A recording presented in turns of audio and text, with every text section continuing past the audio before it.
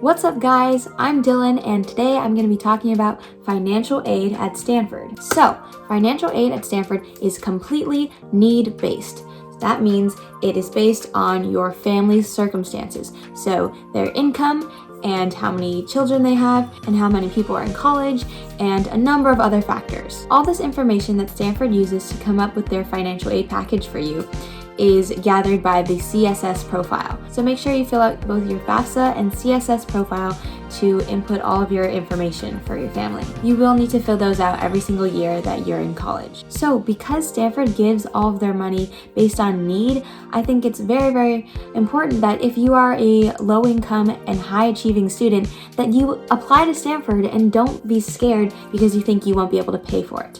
Because Stanford does a very good job of covering you if you come from a low income family. That being said, for the next school year, 2020 to 2021, Stanford is giving free tuition to any student who has a family household income of less than $150,000. This is up from the previous year, which was $125,000. So that's fantastic. Although even though your tuition might be covered, there are still other costs that you might have to pay. Here's how financial aid works. Once you're accepted into the school, I'm pretty sure, because this is how it worked for me, I could immediately log into this website called Access and find out my financial aid package. In the financial aid letter, it tells you a variety of things you're going to be charged for, like tuition, room and board, new student fees, and other fees, and books, and travel, and blah, blah, blah, all of those things. And it lists them out so you know how much each thing is going to cost. But then it tells you your Stanford Fund scholarship, and this is the money that Stanford is giving you. So it's not exactly like, this is covered, that's covered, your housing, your books, like they're paying for these specific things. Like it's not like that at all. It's just like, here's a sum of money and subtract that from however much we're asking you to pay. So I hope that makes sense. They give you the total of your expenses and how much it's gonna cost, and then they're giving you another sum of money saying, this is how much we're gonna give you to pay for that amount.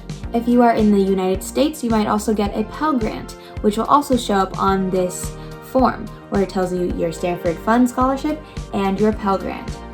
If you live in California, you might be receiving the Cal Grant, and that is an extra sum of money from the state of California. However, the Cal Grant doesn't actually really help you, because what it does is the Cal Grant is going to say, hey Stanford, we're giving this student this amount of money. Then Stanford's gonna go, great, then I don't have to give them that amount of money. So they'll subtract what they were gonna give you and just substitute it with the Cal Grant.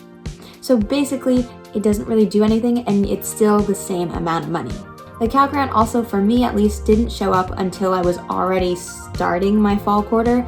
I thought it was going to show up way earlier, but it didn't, but it doesn't matter because it didn't really do anything anyways. Stanford also wants you to report other outside scholarships so they can do the same thing that they did with the Cal Grant, which is where they say, oh, this person's giving them this money, that means I don't have to give them as much. But that's if you choose to report your outside scholarships. Then on the total, they'll give you your total net cost, and then what they think your parent contribution should be, and what they think your student contribution should be, and your possible academic year job earnings. I just want to make clear that whatever it says on this paper is not exact. It's not like super off, but it is a very rough estimate. Rough.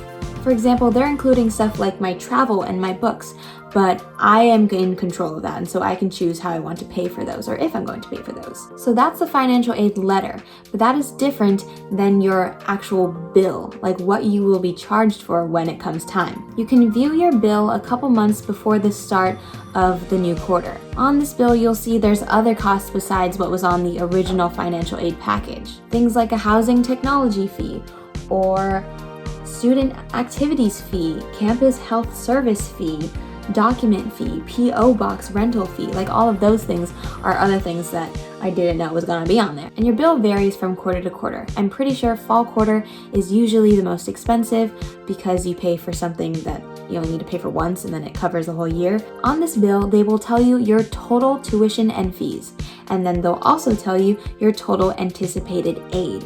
It is your job to do the math. It is your job to subtract your total anticipated aid from your total tuition and fees.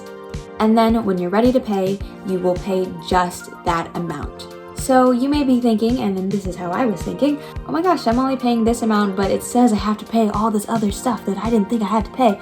You don't have to pay it. If it says you have this much money for your anticipated aid, they are going to cover that for you. So only pay the amount that you subtracted, and then they will take care of the rest for you eventually.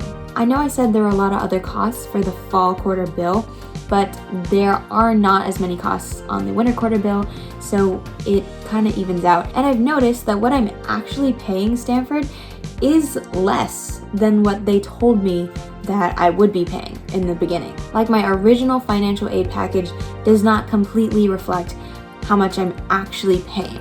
So that is how financial aid works at Stanford. It's completely need-based, so please don't be scared to apply if you are coming from a low-income family. Do it, do it, do it.